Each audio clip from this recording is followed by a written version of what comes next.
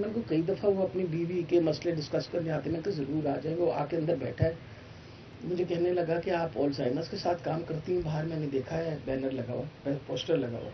میں نے کہا ہاں. میں نے اسے بتایا کہ ہم نے ایک ڈے کیئر سینٹر شروع کیا. اس میں اب بات کرنے کی دیر تھی تو اس نے رونا شروع کر دیا. جوان آدمی رونا شروع کر دیا. اس نے کہا مجھے سمجھ نہیں آتی تھی کہ میں کس سے کبھی بات کروں, بیوی سے بھی نہیں بات میں کر سکتا. تو میں نے سوچا میں کم سے کم اپنی دل کی تکلیف آپ کے سامنے تو رکھوں. میں نے پوچھا کیا بات کیا ہے. اس نے کہا جی میرے والد کو الزائمرز تھا, اور اس کے والد کوئی عام انسان نہیں تھا. سب سے بڑی یہ بات تھی کہ ینگ الزائمرز جو ہے دیٹ از ناؤ کنسیڈرڈ کہ جی young age Alzheimer's is considered to be genetic inheritance also.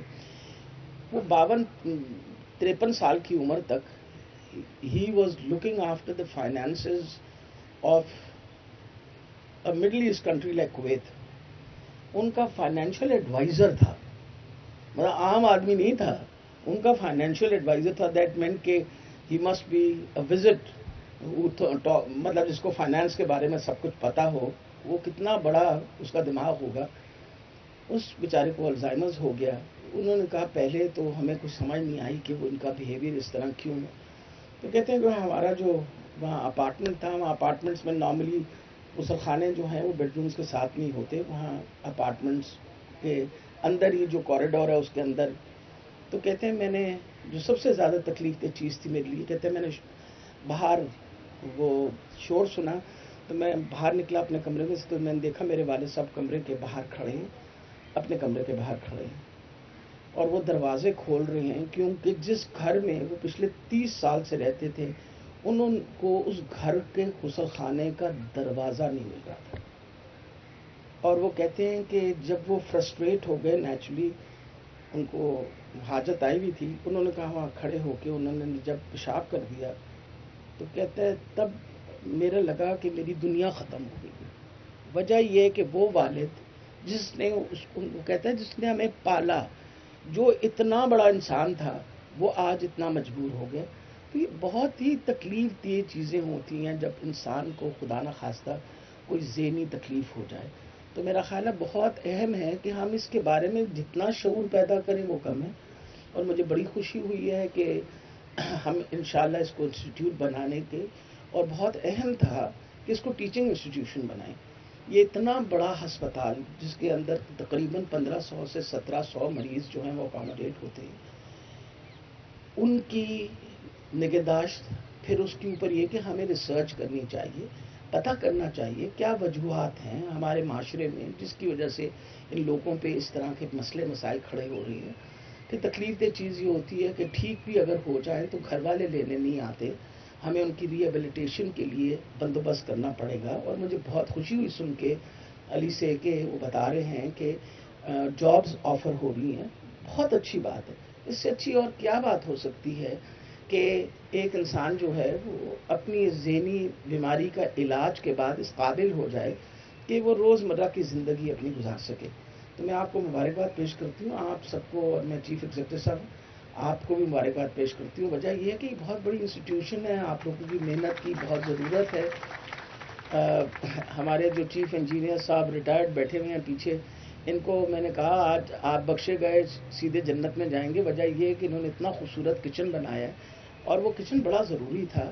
وجہ یہ ہے کہ ہر اسپتال میں ایسا کچن ہونا چاہیے کہ مریضوں کو ایک صحیح طریقے سے ہائیجینک فوڈ, ہائیجینک کھانا ملے.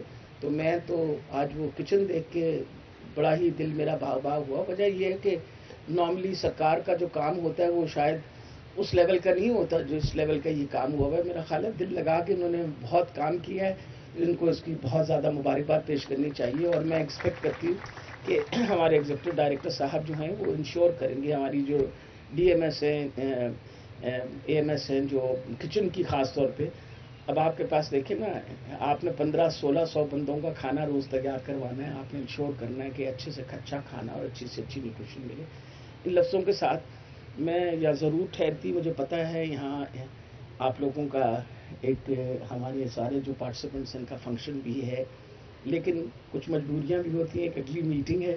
تو میں آپ سب کو مبارکباد پیش کر کے, دیکھیں یہ دن اس لیے بہت ضروری تھا ہم سب کا اکٹھا ہونا کہ ہم اپنا جو لوگوں کو ذہنی تکلیف ہے, جن فیملیز کے اندر مریض ایسے ہیں جن کو ذہنی تکلیف ہے، ان کو ایک دفعہ یہ پیغام دینا بہت ضروری ہے کہ آپ اکیلے نہیں ہیں، آپ بالکل اکیلے نہیں ہیں، آپ کے ساتھ یہ حکومت کھڑی ہے، ہم سارے کھڑے ہیں آپ کے ساتھ، اور ہماری پوری کوشش ہوگی کہ اچھے سے اچھی سہولت آپ کے گھر والوں کے لیے ہم ضرور دیں، تاکہ مریض ہمارے پاس جب آئے اس کا اچھا علاج ہو کے اور پھر مریض جو ہے وہ صحت مند ہو کے گھر واپس جا سکے۔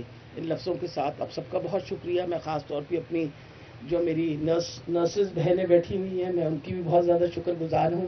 مجھے پتہ ہے کہ آپ لوگوں پہ بہت پریشر ہوتا ہے، خاص طور پہ ذہنی جو مریض ہوتے ہیں ان کے ساتھ مینج کرنا، ڈیل کرنا۔ تو یہ ویسے میں آپ کو بات بتاؤں، یہ کار خیر کا کام ہے، اس کا صلہ شاید ہم تو آپ لوگوں کو کبھی نہیں دے سکیں گے، پر اللہ تعالیٰ ضرور آپ کو صلہ دے گا کہ وہ بندہ جو اپنا خیال نہ کر سکے اس کا خیال آپ لوگ کریں۔ تو میں سارے ڈاکٹرز، ہماری نرسز، پیرامیڈیکل سٹاف جو یہاں بیٹھے ہیں، ان سب کو مبارکباد پیش کرتی ہوں کہ آپ ہمت رکھیں گے۔ آخر میں آج میرے بولنے کی باری ہے، بیٹا بیٹھ جاؤ، بیٹھ جاؤ، بیٹھ جاؤ بیٹا، ابھی مجھے بولنے دو، پھر اس کے بعد آپ کی بھی بات سنوں گی، بیٹھ جائیے۔ اچھا جی، آخر میں آپ سب کا شکریہ ادا کرتی ہوں۔ پاکستان پائندہ باد۔